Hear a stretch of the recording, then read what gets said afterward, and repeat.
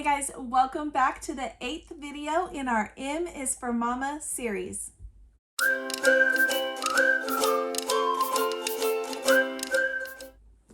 All right guys, welcome back. I'm Laura Wilkie with Down Home with Lemon Pie, and this is the 8th video for this series. We have this video and then one more, and we will have completed this entire book. We're going chapter by chapter. I'm giving you guys commentary. I do encourage you to purchase it if you do not already own it, because it is so good. And it's one of those you're going to want to reread. And you can rewatch these videos, but there is information in the book that I am not giving you guys from the book. So I'm just kind of touching on the highlights. So if you want to get the whole picture, I definitely encourage you to purchase this. I grabbed it on Amazon. This is the hardcover. And if this is your first time, this is Mother Culture Monday. This is the day that I am rising up motherhood for mamas. For months now, almost a year, we have been filming a video for you guys every Monday related to motherhood.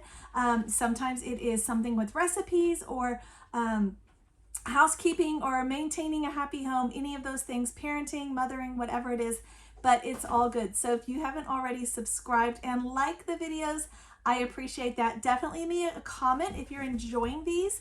And like I said, we only have this video and one more, and we will have completed this book. I am excited.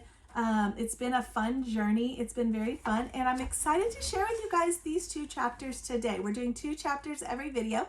This video is going to be chapters 14 and 15, and I'm excited for these because before I did this series, I was already touching on some of these on my YouTube channel, and I got some good feedback. I got some negative feedback. I gained some subscribers, lost some subscribers, but ultimately that was not the goal. Ultimately, the goal was to share good Christian-like information with you guys so that you guys can grow in your faith as well.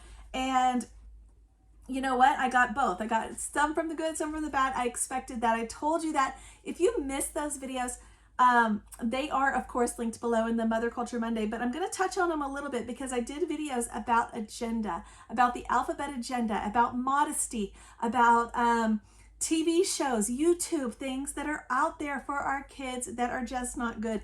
And that is what this chapter is about. Chapter 14 is going to be touching on that right now. It's called We Are the Gatekeepers, because the media we consume matters. This is something that has been on my heart since my little ones were very little, very little. And she starts off the chapter with the song that we're all familiar with, Oh, Be Careful Little Eyes. This is a children's Christian song that is sang predominantly in church or maybe at home. And it talks about in the song, be careful what your eyes see, be careful what your hands do, be careful what your mouth says, all of these things. And they're so good, such a good reminder, because all of that is coming in, and when it comes in, that's what comes out. So I used to tell my kids, bad in, bad out, good in, good out. And that would kind of help them to understand why certain shows or certain things weren't allowed in our home. And, you know, they know that we live in a fallen world. They know that we live in a not good world, where things are put at us as if they are great for us and things that we will want because we're humans, but things that are not good. The next chapter I'm going to just let you guys know is about talking to your kiddos about sex, about relationships, about Christianity, and those relationships, the birds and the bees. So we're going to touch on that in later in this video if you're looking for that as well. But right off the bat, she says, she starts talking to us about these kinds of things, like setting this standard in your home for what you will allow and what you won't allow. And that's what those previous videos, that they are linked below, but that's what those videos were all about as well. She tells us, you know, God cares about what we see, what we hear, what we say, trust, think, do, because he loves us. And of course, we feel the same way about that with our kids. We care about what they do, what they say, what they think. And that is why we don't want to allow those harmful things to infiltrate their minds. and their thoughts and their actions. So, I talked about this a little bit in one of my previous videos, but in the same way, this is actually what she writes. In the same way, we do not invite foul-mouthed, toxic, violent, or promiscuous people into our home to spend time with our children. We choose not to allow these people into our home through TV, books, or music. And guys, this is a time when we really need to be stepping up our game on this, because right now the world is coming together and saying it's okay for people to change genders, or to change who they are, or to change this or that or whatever. And that we not only are supposed to think it's okay, but we're supposed to embrace it and allow it and encourage it even. And there's so many rabbit trails I could go down on this, but I'm going to try and stay focused on this chapter. But it's just not good. It's not good. So if you don't allow it, we wouldn't allow that on a show. We wouldn't allow these crazy things. We wouldn't allow people to come walking in our house half dressed or not dressed at all, smoking and doing drugs at our kitchen table, and our kids to hang out with them. We wouldn't allow that. But for some reason, sometimes we let that slip in books or media or TV. And we need to be on guard for that, because that's where it's going to come. It's going to be sneaky. Satan is sneaky. That was from the very beginning. He was sneaky. So she talks about mediocrity. Like, this whole book is about biblical motherhood versus mediocre motherhood, which is what the world tells us. Mediocre motherhood is the way to go. And she says, mediocrity is stagnant. But excellence, I love that she used that word. Excellence requires us to keep growing and evolving in Christ-likeness, even if it doesn't look like what our neighbors do. That is a big one. The Bible even tells us, don't follow the world. You don't have to covet what your neighbors have or what they do or what they say. She says, Philippians 4:8, she pulls this verse right out, gives us an idea of what our media goals should be. Finally, brothers and sisters, whatever is true, whatever is noble, whatever is right, whatever is pure, whatever is lovely, whatever is admirable, if anything is excellent or praiseworthy, think about such things. And, let's be honest, we are human. And right after that, she agrees and says, oi, with the high standards, Paul. It is a high standard. It is an extremely high standard. And we are human. We will fail, but failure should not be where we start. That should not be, well, I'm going to fail anyway, so we're just going to give up. That should be, oh, I made a mistake. Let's do better next time. So all of these things she starts talking about that are not good, focus on created things. They promote self-obsession, identity politics, and overlooking sin. Oh my goodness. If you just had to put it all into one phrase, overlooking sin would be what it is. And it mistakenly, this is what our world is doing, guys, mistakenly promoting a tolerance as the highest form of love. We are told in today's world right now, guys, that if we truly love people, then we will tolerate them and do whatever they say they want to do, and we will allow everything they say, and we will just accept everything they say. Again, we are not going to allow people half-dressed to come sit at our kitchen table and play a board game with our kids while they're smoking and drinking and cursing and carrying on with all these things that are unbiblical. The list could go on, but I don't want to fuel your imaginations, but it could go on. And we don't do that. We don't allow that for our kids. And yet sometimes, like I said, the world is telling us that it's okay, and that if we don't tolerate it, then we are the bad ones. And that is so wrong. We all know it's wrong. It's just so wrong. So she talks about a pastor, and I have literally, I haven't even heard of her pastor, but she says, a pastor said this, and I have literally found myself saying almost verbatim exactly what he says to other people, even believers who have stopped and questioned us on this whole thing that's going on in the world about tolerance. And she says, the most unloving thing we can do is watch someone walk down a path of destruction and do nothing to stand in the way. Exactly. You know, if we love people, we're going to lead them the right way. We're not going to say, oh, I love you so much, so you just do whatever you want. Think about your kids. You don't do that with your kids. You love them, so you want what's best for them. So you protect them. You keep them safe. You keep them from things that are going to hurt them or danger them, even if it's things that are going to endanger their minds. And this says if we obviously don't love people, so how can we be Christians if we don't tolerate everything? And that is completely wrong. But I know so many Christians that fall for that.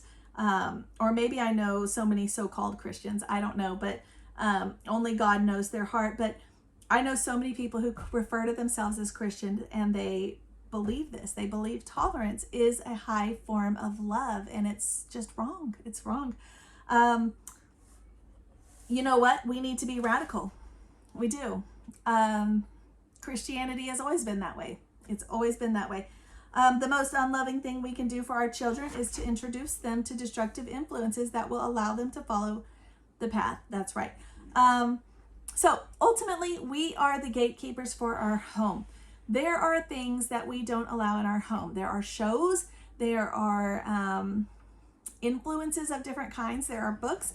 I've done many videos about appropriate books or inappropriate books. I have touched on this topic so many times. If you are a follower of mine for a while, even a short while, you probably have noticed that. But it's not new. It's not new. It's not something I'm just coming up on. It's something we've been talking about for years because it's important. And you know, she says, as their mamas, we have an incredible opportunity to introduce our children to life-giving, uplifting, thought-provoking books, shows, and music. That's exactly why we do Charlotte Mason, because I absolutely love the living books concept. The idea that those books that aren't fluff, the ones that are going to reach us, grow in our minds, in our actions, everything. She says now, apparently in her home, she says discernment is the thing. And this is true. I'm glad she pointed this out because not everybody is going to be exactly the same in this manner. And so it's hard to say this is a list of shows that are okay because everybody's going to have different things they allow in their home, even books, anything. And so it's always about discernment, and that's exactly right. She talks about how she likes Peppa Pig in their home. She tells the reasons why and the reasons why people have kind of given her grief about it and the things that they've said, well, what about this and what about this, and how she feels about that. I have many friends, and we have shows we allow in our home that they don't allow in theirs, or vice versa. And the same thing. Sometimes the Lord is working on things that we need to remove from our home, in our hearts, because he sees how it's having a negative impact. Other homes, that particular area that you're looking at may not be affecting their hearts the same way. And that's kind of where this would come into play. So I would say there is definitely a gray area, but there is also a very definite no area, an area that just nobody needs, things that are just not good. They're just not right. They're unbiblical. They're just completely unbiblical. And then there's like that gray area, I would say. No, I'm not saying go cancel your Netflix subscription, your Disney subscription, whatever, because you know what? Ultimately, whether or not I like Disney, which I absolutely hate Disney, but there are some redeeming factors on some of the things that they have put out or that are available on their app. Same with Netflix, Amazon, Prime, different ones. And so you need to be discerning. If you're not able to, absolutely cancel the whole app. If you're not able to judge it and guide it, your kids, and have that discernment with them, absolutely, just get rid of the whole thing. I totally agree with that. But I think it's also okay that some people are going to keep those subscriptions because there are redeeming factors on them. There just is. So what she says is prayerful discernment and the opportunities for teachable moments are two of the things that help them decide as a family what media is allowed and what is not. I completely agree with that. There's also things that we would show like to our bigger kids and not our little ones because they're not at that level, or things that we would watch with our bigger kids and talk through with them, versus just letting them go crazy and watch it on their own and forming their own ideas. So I think there is, like I said, a discernment, a way of going about things that is going to be different for each family. And so I don't think we just need to start attacking each other. Oh, you do this and you do that and da da da da. You're such a hypocrite, whatever, because that's not what it's about. I do like here, let's move on. She gives some examples of some good shows and books and things that they have found, different things that they have found redeeming value in. And I like that the ones that she listed here. I'm not going to tell you what they are because I do want you to buy the book, and it's just really good though. But some of these I've never even heard of, but I wanted to look them up and look into them. She talks about, like there's things that use magic versus things that don't have magic, and is all magic bad, or can we watch something that has magic and it still has redeeming, or read something. She addresses all of that. In our home, we are not putting an end to like shows that contain all magic, because in our home, again, like a teachable moment and showing the good versus the evil. And so there's a lot of things that people though will just say are no-go, and that's okay too. If it has any little bit of this or that, for whatever reason, that has been something that's been laid on your heart, and that's okay. But we don't need to go judging everybody else. So, she makes this connection too, and I love this one because I've heard this a lot. I've heard this a lot. We'll just leave it at that. But the excuse that I know my child's reading something that's not good for them, it's sassy, or it's not good language, or it doesn't really have a good redeeming value, or it's just full of bathroom humor or whatever. But they give this excuse, at least they're reading. I am completely against that. I have been told my whole life, if you can do anything, read. That may have been the truth years ago, in the 60s maybe, the 50s, the 40s maybe. But now we cannot just let our kids go and say, well, at least you're reading, so just knock yourself out and read whatever you want.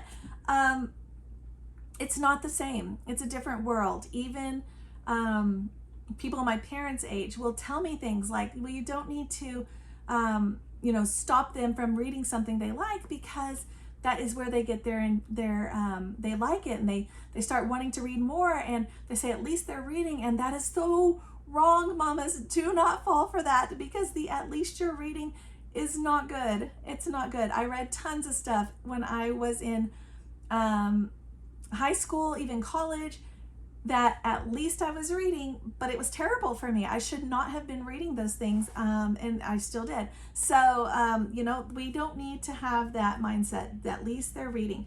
Sometimes we think, she says, sometimes we adopt the mindset that reading is wholesome for its own sake, when it very much matters what we are reading. Absolutely.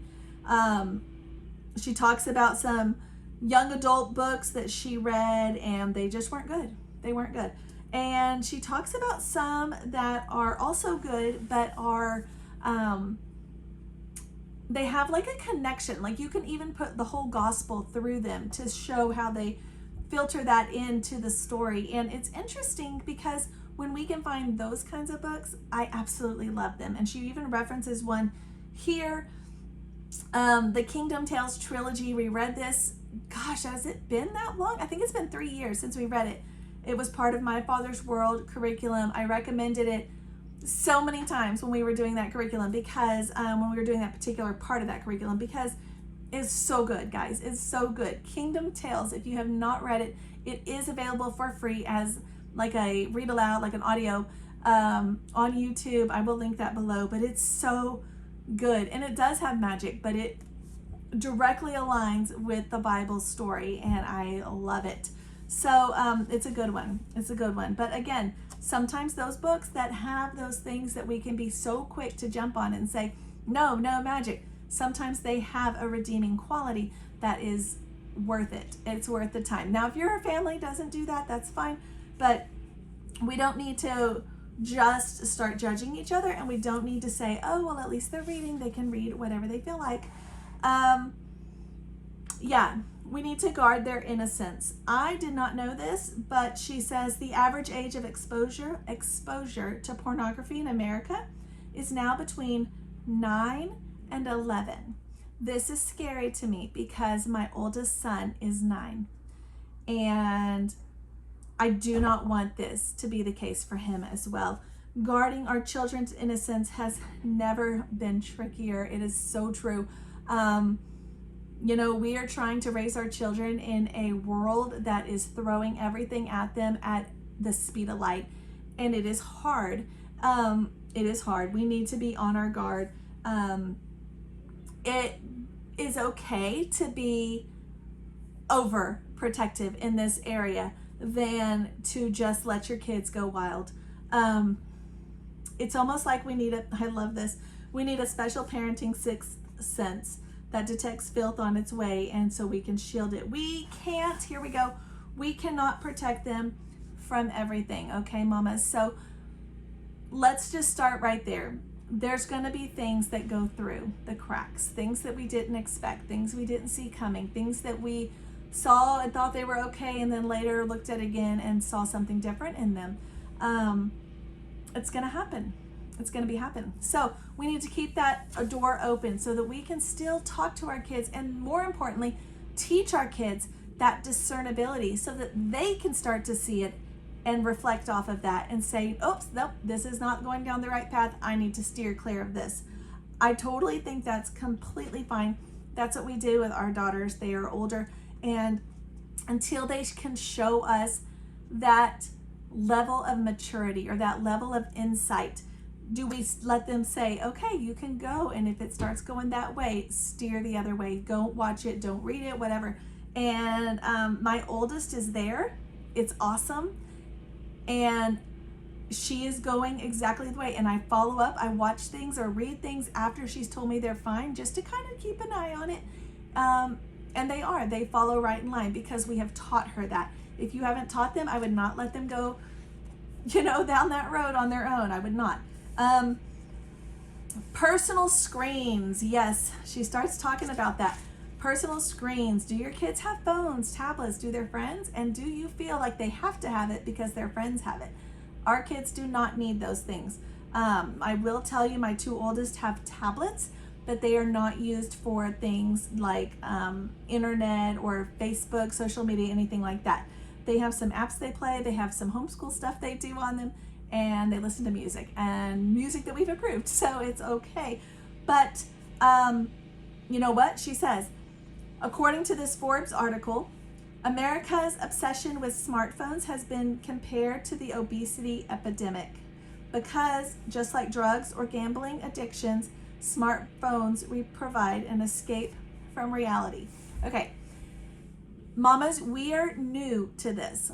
It feels like they've been around forever, but I'm going to tell you, my oldest was born and we did not have smartphones when she was born. So they have not been around forever. We are the first generation walking this line with this much access to everything in our back pockets. We need to be careful because our kids are watching us and they're seeing what we do, what we allow, what we accept, how we utilize technology in our day-to-day lives. They're watching, and they will continue that in their lives now and in the future when they have families. So we just want to be on guard for that, guys. Be aware of that. It is our job as mamas to make our children's realities more enticing than any online world. Absolutely. It's just true. Real life should be more exciting than anything that is false. It just should. So she talks about making reality cool, making real life a good thing, and it should be all the time. So the next chapter we're going to move on is the birds and the bees. She's talking about teaching our kids about God's design for sex. And this is a tricky one. I feel like this is one that everybody has a different story of how they learned about this in their own life. And most of the stories involve something not their parents. Maybe the school, maybe a friend, maybe a TV, magazine, a book, something like that. But it normally was not from their parents. And if it was from their parents, more times than not, it was not done in a way that sex is part of God's design. It was more done in a way of, don't have sex, you're a teenager, don't have sex, don't have sex. So when they became an adult, oftentimes they have a negative feel of that. Like they even may feel, people even feel this way. They feel like they are making a bad choice when they engage in things with their spouse. And that should not be the case.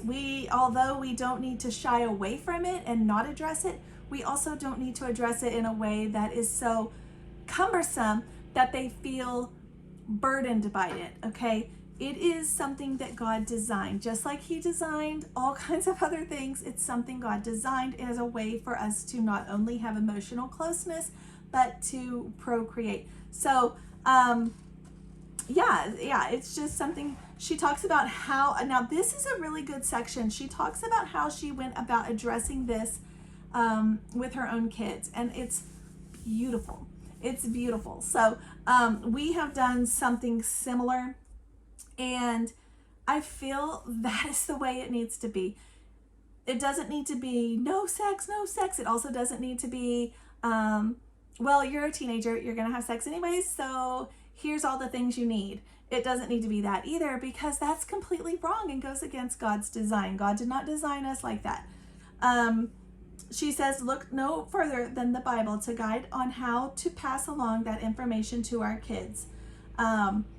Again, sex ed available in schools too often focuses solely on the mechanics or the act or prevention of pregnancy and STDs, instead of the beautiful design that God had of leaving and cleaving, which is in Genesis 2:24. She said schools are now using the class as an indoctrination tool. You all know this, that inundates even the youngest children with inappropriate details, alternative sexual orientations, and tolerance training. Nobody needs or wants that for their kids. So we need to hit that road first. I've heard in the past that the first thing your children hear about a subject is what they will most likely believe. So if the first thing they hear is all of this, that will be the way they will believe. So we need to get to them first.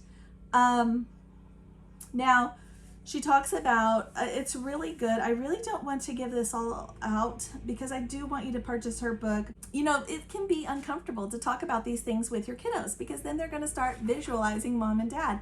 However, this is so important. I love that she quotes this, or that she puts this in here. I'm going to quote her. We must be willing to prioritize our children's long-term benefit over our own comfort. Always. We always should. Not just in this, but in all things. And that is where we fail as a society often.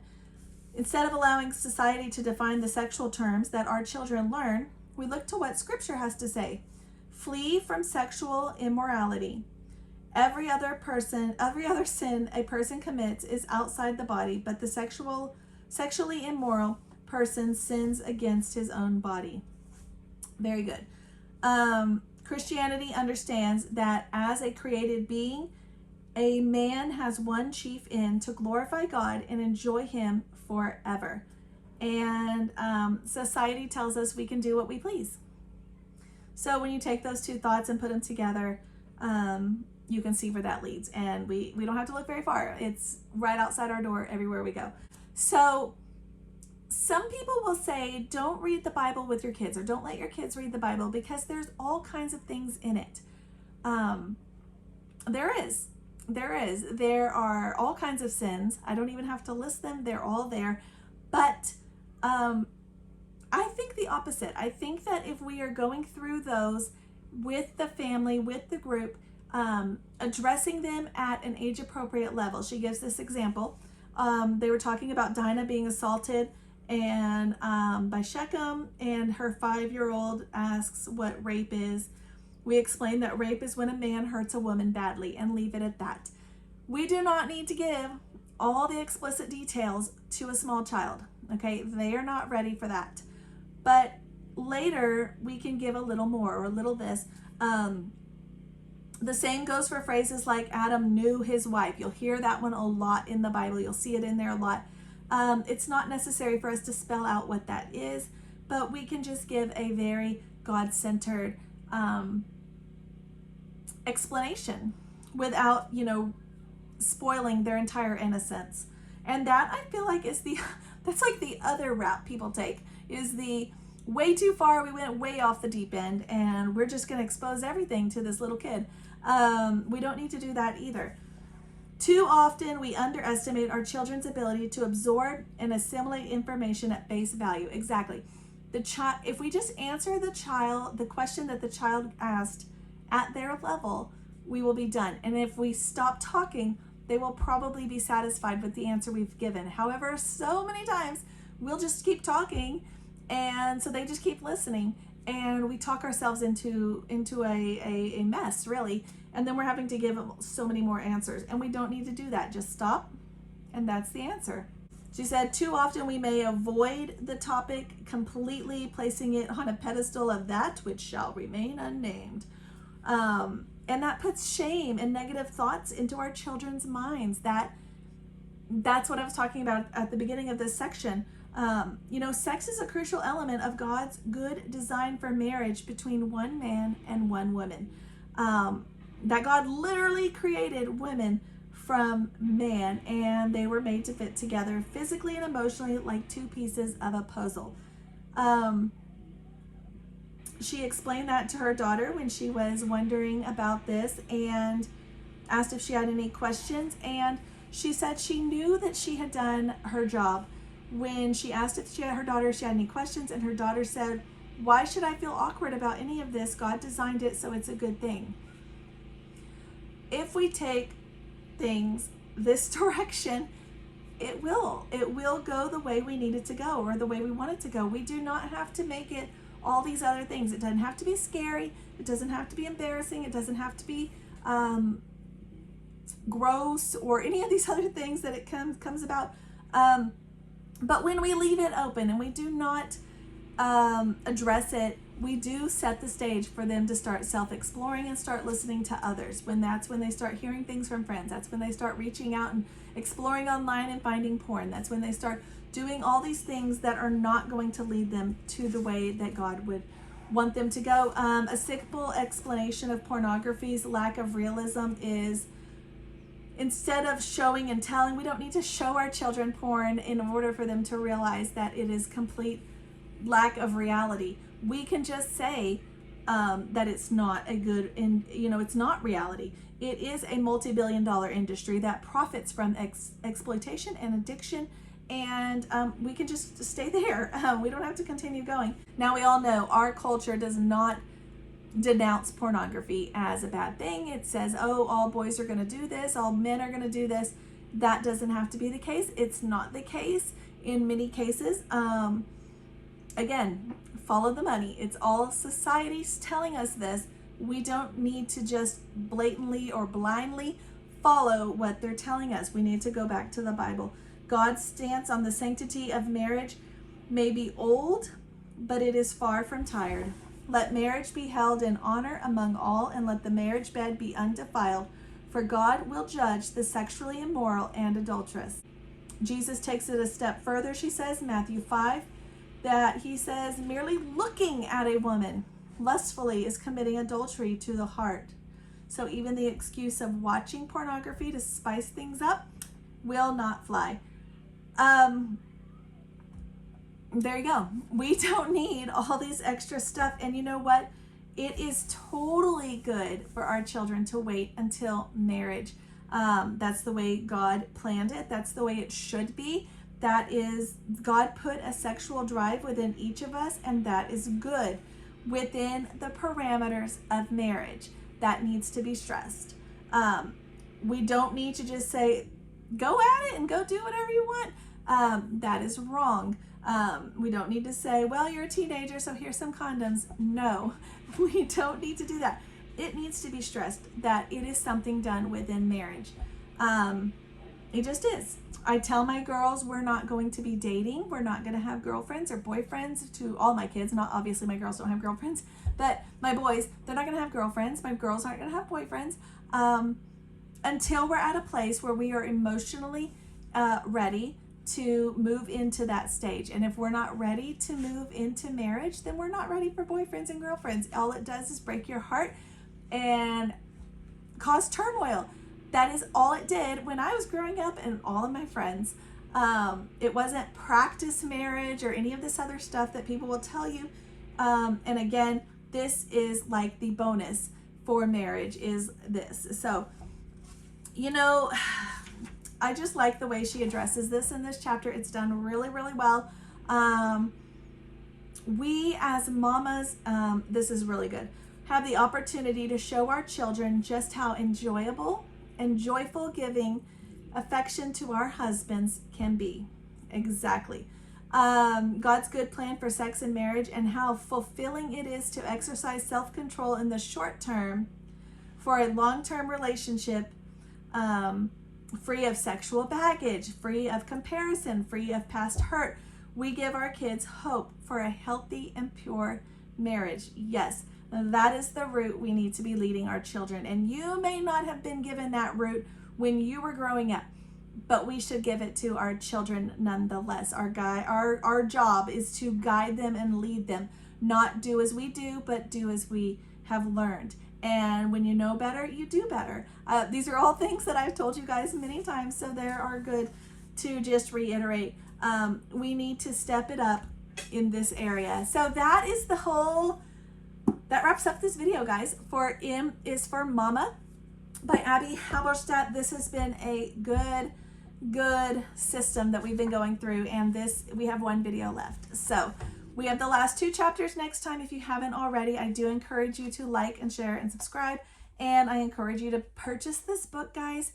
Go back through it. Like I said, it's my highlighter book, so I have highlighted all throughout, and it's one of those you're going to want to reference again and again. So thank you guys for watching. Stay tuned for Friday. I'm going to share with you guys what we're doing for morning time this year in our homeschool.